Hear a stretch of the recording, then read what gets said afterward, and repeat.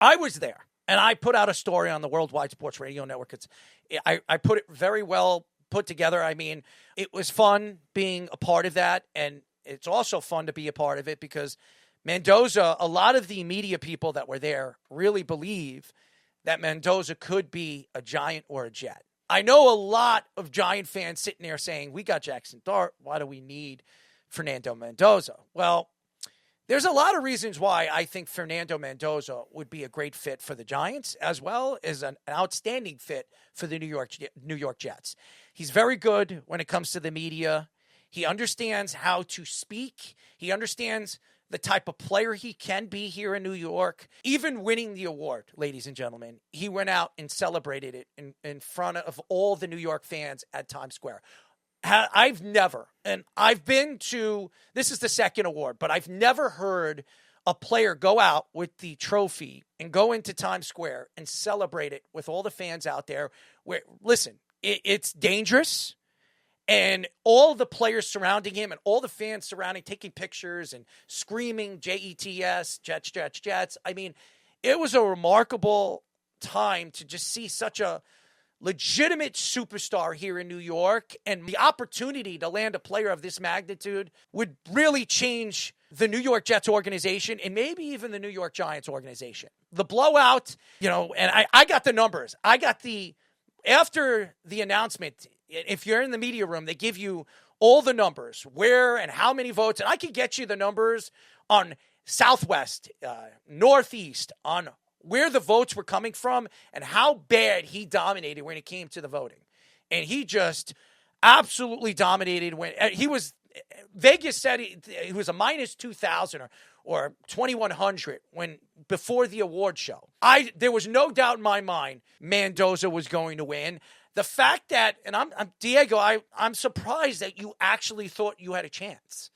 And Pavia had a great season. There's no question. What he did with Vanderbilt is outstanding. Vanderbilt has never been ranked so high. Vanderbilt has not ever looked as good. He is sensational. He looked so good. Remember, this guy he's not a big quarterback. He doesn't have the arm strength like, Mendoza does, or the accuracy like Mendoza does, or even Sayin.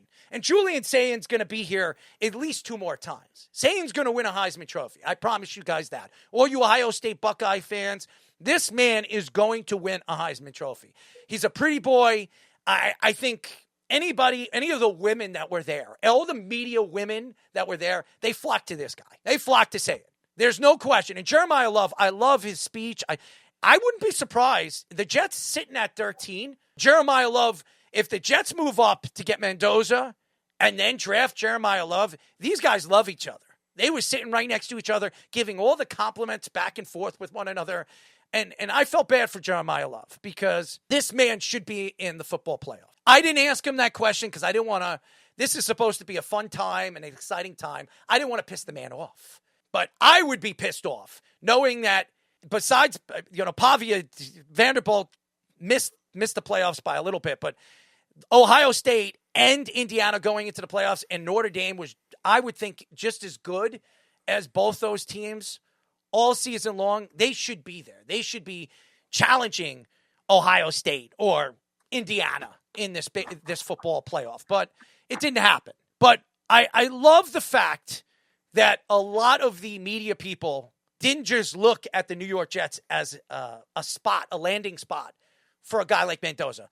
A lot of the Giant media people think that depending on if Joe Shane's there or he's not, if Joe Shane's not there and there's a new GM there and there's going to be a new coach, they might think that Jaxson Dart is an injury-prone player or he's going to put himself in harm's way, and they feel that Mendoza is a better fit for their future and really a quarterback that they can build their roster around.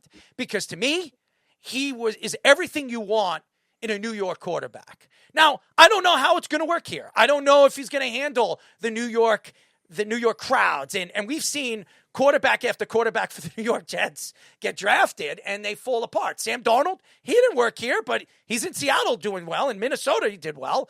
I mean, Geno Smith, he leaves here. He backs up Eli Manning, takes over Eli Manning's job with Ben McAdoo. And then he goes over there to Seattle and he was up for an MVP one year. So, I mean, Geno Smith developed after the fact. Mark Sanchez, he had 2 years, 2 good years with the Jets, and then he's the butt fumble is what everybody remembers him from. Christian Hackenberg, a bust. Brownie Nagel, a bust. I could go on and on and on. So, but I never saw the personality this kid holds, the crying, the electrifying personality he is with his fan base and his friends. Everybody, I don't know if anybody understands this. Every single one of his teammates showed up to this award show. And when they were into the media room, and Nathan, I want you to, I don't know there's a sound. Oh, it's not Nathan, but the award show was unique because after that, they came in 10 minutes before Mendoza came in. And I knew that as soon as Mendoza walked into that double door, these guys were going to go nuts. And when he walked through the door, they went crazy. They picked him up. Honestly, anybody seen the movie Rudy? If anybody's seen the movie Rudy, he's, to me, Joe Montana said this never happened, by the way. And if anybody seen the 49ers documentary, Joe Montana said that Rudy was never carried off the field. And he was, so I don't know if it's true or not, but Joe Montana said it's not.